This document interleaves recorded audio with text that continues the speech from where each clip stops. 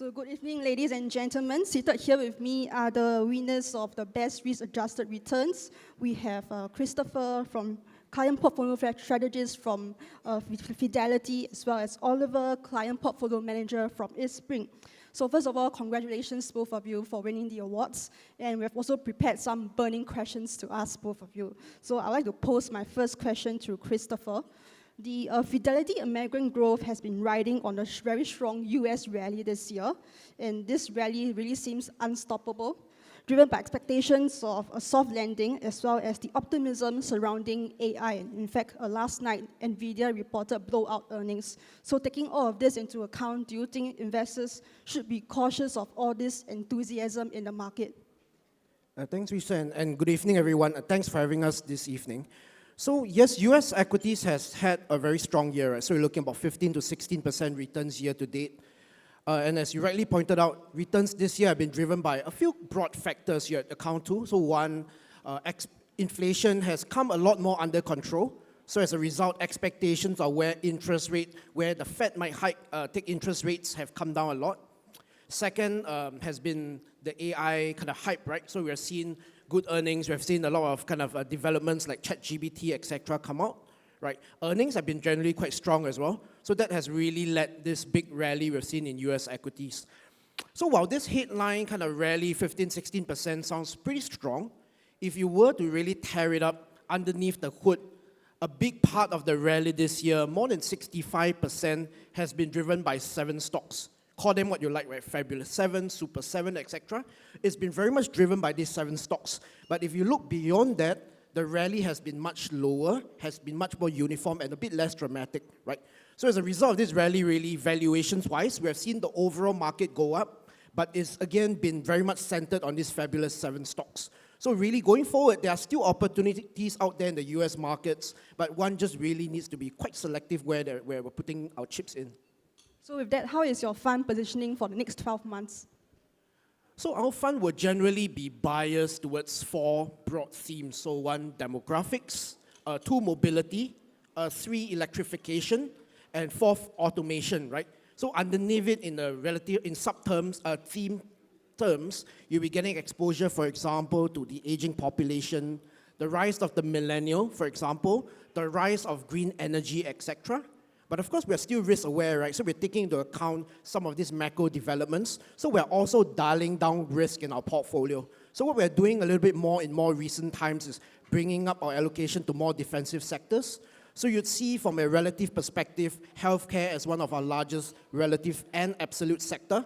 So for consumer staples. So kind of anecdotal evidence, right? These 2 sectors have been the most defensive sectors globally or in the US over the past 6 recessions. So through these 6 recessions, you see earnings continue to grow, that's 1. Stock prices remain relatively defensive to the broad market as well. So that's where we're allocating towards. And besides that, on the other side, IT, it's where we're a bit more underweight. And largely, again, because of this fabulous 7 stocks where kind of the risk-reward, because of the rally we've seen in those, become a lot less favorable. Fantastic. Now, for Oliver, the fears of an economic hard landing have largely shifted away from the US over to the Europe. And with that, what is your team's outlook on European equities? And against this backdrop, what are the markets and sectors that your fund is overweight and underweight in? Sure. Good evening, everyone. Thank you for your time and for listening this evening. We're bottom-up stock pickers fundamentally. That's where we spend most of our time. So we don't make big sort of macro predictions or big outlooks. What we've observed year to date in Europe is that growth has outperformed value, and some of these high-tech, high-growth names have outperformed sectors like banks, which have continued their downfall. Not owning some of the stocks like AMSL has been painful for us, and although performance has been strong, that tech area has been very, very strong. Whether that continues for the rest of the year, it's difficult to know. The one main observation I've seen year to date is that investors who have been largely underweight European equities have been trying to close that underweight this year, so flows have been quite positive, and I expect that to continue, especially as the US looks quite expensive.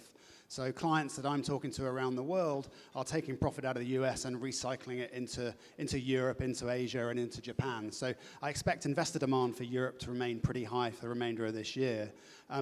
The three areas which I can touch on in terms of the outlook are firstly inflation. So if inflation looks pretty high and it remains pretty sticky in Europe, you probably want to be positioned in companies that can pass on some of the inflationary pressure through increased prices and retain their margins, which increases and maintains their ROE and profitability. So that's important. So looking for companies with a competitive advantage or some brand, strong brand or pricing power is important. Secondly, growth looks like it's anemic in Europe. PMIs, especially in the industrial space at the moment, look very weak. That's likely to continue. So if you are going to own any sort of growth companies, you want to make sure that growth profile looks pretty solid. And that's partly how we're positioned today. And then finally, on interest rates, if they do remain pretty elevated, you'll probably want to avoid companies which have a lot of debt on their balance sheet, or companies that are phenomenally leveraged with poor cash flow dynamics. Again, as an active stock picker, I think you can do that. So holding an ETF is probably going to be suboptimal over the next sort of 1 to 2 years, because I think there are some companies which will thrive in Europe over the next 2 years and some that won't. In terms of positioning, we're a quality biased manager, very concentrated. We typically hold 30 stocks.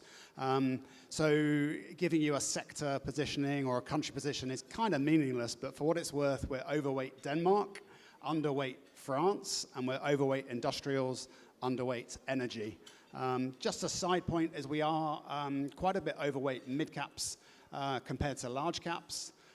That's a positioning mainly predicated on valuation opportunity, where mid-caps and especially small caps have underperformed over the last 4 years globally, but definitely in Europe. So we do have a mid-cap bias in the portfolio at the moment. Thank you for your insights, Oliver. So perhaps we can now shift our attention closer to home in Asia. With China's economy on a sluggish path to recovery, more and more investors have been looking for viable alternatives to China. So Christopher, my question for you is, do you think that China's rebound can get back on track? Yeah, that's been quite a challenging topic, and I think it's on everyone's mind now, right? Where do we go forward in terms of the economy in China? Well, we've heard a lot of negative headlines, but I think sometimes we tend, or at least the broad media tends to overlook some of the recovery that's going on underneath the hood. So for example, in China, yes, we have seen slowdown in the property sector, in infrastructure, manufacturing. On the other end, we have seen quite strong recoveries in the area of services. So you look at cinema ticket sales, travel. This stuff have actually done relatively well, right? So anecdotally, some statistics, right? So domestic travel this year in terms of receipts, travel volume, travel count is expected to go very close to pre-COVID levels in China. So it's been a bit of a not very uniform recovery, which is a bit more biased to the domestic sectors, towards services, etc. What we also tend to forget is we have seen quite a big development in China over the last couple of months compared to 1 to 2 years ago, where things like regulatory clampdown came to the fore, right? So you think about things that has happened, for example, in the tech sector. We have seen very clearly a U-turn in regulatory treatment. So case in point, in July, we've seen Ant Financial, a subsidiary of Alibaba. We've seen Tencent pay their 1 billion fine, and that very likely indicates quite a conclusion in the clampdowns we've seen in that sector. Property, that's the other kind of negative headlines. Yes, it's slowed, but we have seen increasingly a lot of supportive measures and kind of supportive statements come out. So for example, in the recent Politburo meeting, the term housing is not for speculation, but for living was very clearly dropped. We have seen a lot of supportive measures come through, like interest rate cut, triple R rate cuts, for example. Locally, kind of reduce, for example, down payments for new home purchases, etc. This has all started to come through. So measures on this other pain point has started to come through. Beyond that, from a more macro perspective, we've seen interest rate cuts, we have seen more fiscal measures start to come through, right? So overall, you see that the direction has become a lot more supportive. We expect more to come through, and it will take more time for some of these measures to really feed through in the economy. And where do we think will be the driver? Will largely be the consumer. So the consumer has largely been very cashed up through the pandemic periods. For example, last year, $2.6 trillion worth of savings were built up. The year before, $1.5 trillion. And now the average Chinese consumer is spending a lot below their long-term trend. So there's a lot of potential for that to come through, but I'm not suggesting it will happen tomorrow or the day after. It just is a matter of confidence, right? Confidence to the economy, confidence to the unemployment situation, confidence as to where property prices are headed before we might see some of them start to unleash this spending slowly in the economy. So really going forward, what will be important would be more supportive measures to bring up the economy, to bring up confidence. So that's what we're looking out for. Christopher, can you also offer insights on the opportunities that you see in Asia, ex-China, and how is that being reflected in your fund? Now, while your question is ex-China, I would also like to point out that despite the quite gloomy outlook we're all looking at, China is an area that we are starting to build up, right? Valuations are very extreme there. The risk-reward looks attractive to us, so that's where we're building up. But outside of China, where we're building up our exposures as well is, for example, in Hong Kong. So Hong Kong gives quite a bit of indirect exposure to China. So for example, you have a number of life insurers that are pan-Asian, exposed to China as well, listed in Hong Kong. You have discretionary names listed in Hong Kong that are exposed to China. For example, one of the world's largest luggage manufacturer, listed in Hong Kong, very much driven by the rest of the world, China included. So Hong Kong's one area. The other area that we like from a structural perspective is India. Right, there's a lot of room for financial penetration here. So our exposures are, for example, into private banks, more financial services firms. We also like the room for premiumization in products in India, right, as the middle class gets more affluent. So we're building up our positions in some discretionary names there as well. Closer to home, we like Indonesia. So we have exposures to some of the banks that plays to kind of growing financial penetration in Indonesia. And Thailand as well. So we have some consumer names as well to get the general premiumization exposure in Thailand. Thank you, Christopher. Now, staying within Asia, we look at Japan. Japanese equities have been on fire this year, and the Nikkei 225 is still at a 3-decade high, powered by a weak yen, as well as very strong buying from foreign investors, including Warren Buffett. So for Oliver, I think my million-dollar question for you is, do you think this Japan rally will stick around? Yeah, it's a good question. It's one I've been asked 5 times a day for the last couple of months. Listen, I think personally it would be healthy if we have a bit of a pause, maybe even a small correction. But bottom line is pretty much every client I talk to, whether it's an institutional client in the US, whether it's a family office here in Asia or a private bank in Europe, are structurally underweight Japanese equities, and they're looking to close that underweight. So there is a wall of demand from foreign investors for Japan over the coming 6 to 12 months, and it looks pretty strong. If you add to that the fact that a lot of corporates are starting to buy back their own shares because of the Tokyo Stock Exchange initiative, which your colleague referred to earlier, that's an additional layer of demand, which I don't think is going to go away.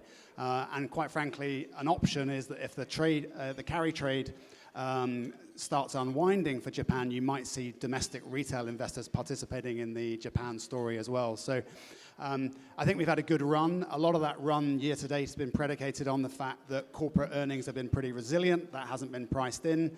But the longer term structural story really stands up, and it's still intact. And that contrasts with Europe, where you don't have these structural tailwinds in place.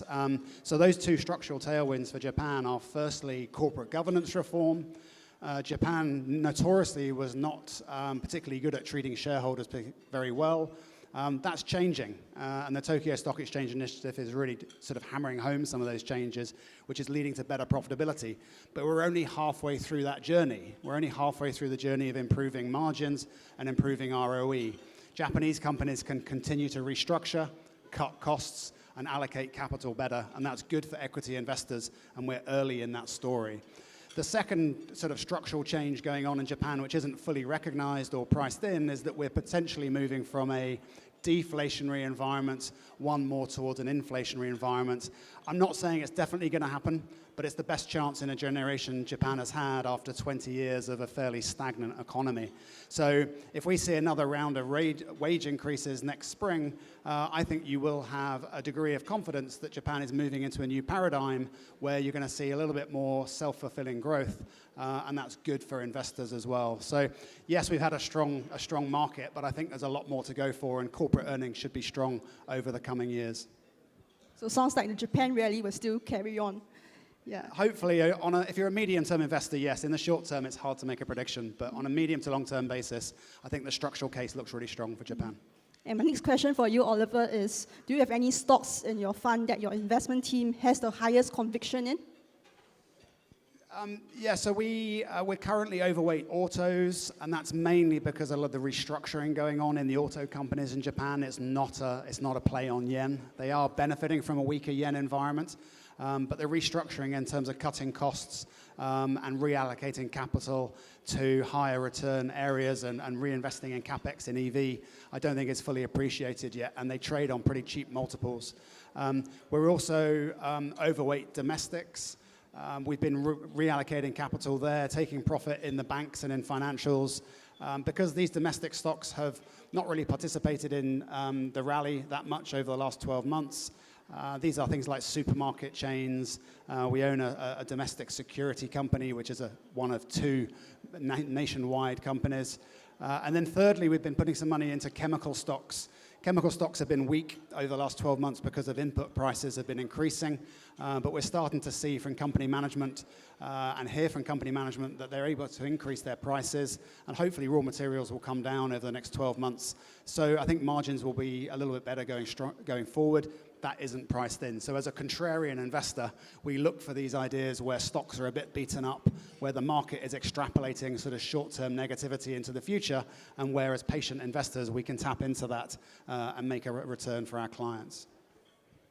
And before I let the both of you go and enjoy your food, can you please summarize a few reasons why you think your funds deserve a place in investors' portfolios? Maybe we'll start with Christopher. So I guess you like me to share both, right? The US and Asia. So let me start with US first, right? If you allow me to, I'll give you three big reasons. So one, US is still the largest economy in the world and the largest market in global equities perspective. So I mean, from a diversified portfolio perspective, we should still have the exposure. It's just a matter of where you want to be allocated, whether you want to be over, under, or neutrally positioned vis-a-vis to your asset allocation. So one, I think you should always be allocated to the US because of how big a weight it is.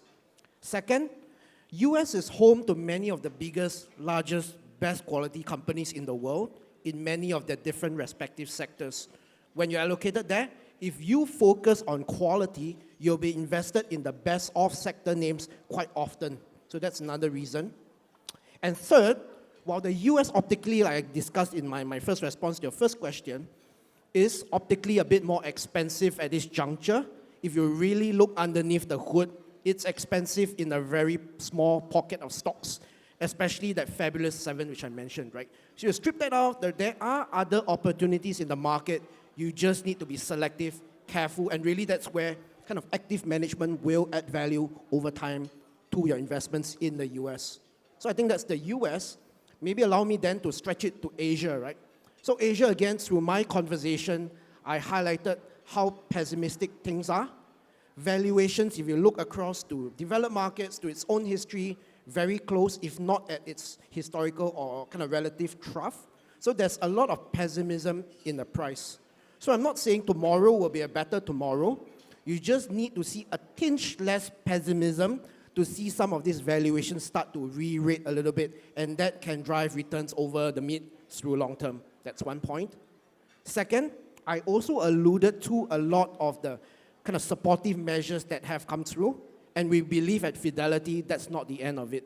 We will still see more measures come through, be it fiscal, monetary, sector-specific support, and that again can drive the recovery. But patience and time will be required for this to really feed through. And third, when we invest in Asia, we apply a sustainable lens, right? In other words, other than active stock picking our spots as to which companies we like from a bottom-up perspective, we're also making sure our companies are ready, if you may, for a more ESG-sensitive, aware world, where we pick out winners that will win, will benefit from this transition, and also, more importantly, in my perspective, avoid the losers, the landmines that may happen when we eventually transit towards a more ESG-sensitive world. So really, that's kind of a few reasons why I think we should still remain allocated to US and to Asia. Thank you, Christopher. And for you, Oliver? Sure, let me start with Europe. I think given my prior comments, the sensible thing to do is to position your portfolio where you have a degree of resilience in the companies you own. So those companies that have a degree of pricing power or a competitive advantage. If there is a recession, then those companies should continue to do well and should continue to compound their profitability. But you also want to position yourself for future growth when the market does turn. So having those two strands in your portfolio gives you some sort of asymmetry to your return profile, a little bit of defense and a little bit of growth. The second angle for Europe is that we do look at ESG, we do take that quite seriously, and the carbon emissions for the fund are currently 60% less than the index. Moving on to Japan, you guys know the Japan fund pretty well. You know the investment case for Japan. Our fund has been running now for 17 years. We haven't changed the process or the philosophy over those 17 years, so it has been stress tested, and it's delivered roughly 2 to 3% of outperformance versus the index per annum through a cycle. So you're tapping into that track record. The team culture we have is one predicated on challenge and debate. It's a small team, it's structured on purpose that way, and it leads to a better investment decision in our view, rather than having an army of analysts with a long tail of positions in the portfolio. That's quite hard to replicate. I'm not saying it's necessarily our edge, but there's not many other teams that follow that approach, and it definitely has stood us in good stead in terms of investment decision making. I'll leave it there on the two funds. Thank you so much, Oliver. So ladies and gentlemen, there you go. I hope you have gained some valuable insights from our panelists. So thank you once again and enjoy the rest of your night.